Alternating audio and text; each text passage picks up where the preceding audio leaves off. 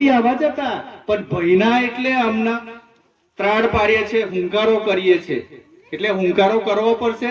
ભલે આપણને શું છે કે વધારે બી ના આવડે કઈ વાંધો નહીં, આયુ અમારું જોઈએ એમ કહેવાનું. આ તમે ડુંગરોનું બધું ખનીજ ખાઈ ગયા હે. 17 રાજ્યોના આદિવાસીને ડુંગરોમાંથી કાઢી મૂકવાના છે. શું કરવાના? આ સુપ્રીમ કોર્ટે આદેશ બી કરી દીધો છે. જો આપણે જાગીએ નહીં, આપણે બોલીએ નહીં તો એટલે બોલવું પડશે મિત્રો. ખરાબનો ખરાબ સમય આવવાનો છે.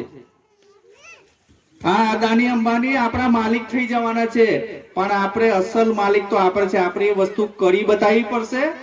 અને આ તાલુકા પંચાયત, જિલ્લા પંચાયતમાં કમરની એક પાંદડી ઉખેરીને ફેંકી દો.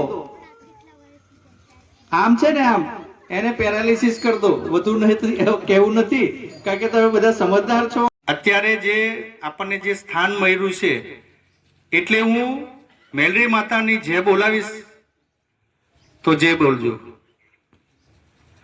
બોલો મેલડી માતા કી જય.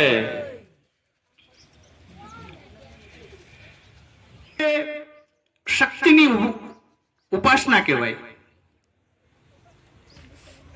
જોકડે વિષયને લગતું નથી, તોય છતાં પણ આપણે જે પવિત્ર ભૂમિમાં ઉભા છે, એટલે મારે કહેવું પડશે. નવરાત્રી શક્તિની ઉપાસના, નવરંગ, મેઘ ધનુષ્યના નવરંગ. માનવ ઉદરમાંથી આપણે જ્યારે સૃષ્ટિ પર પગ મૂકીએ છીએ, એ બી 9 મહિના. મેલું છે, મેલાને દૂર કરીને પવિત્ર કરે એ મેલડી માતા.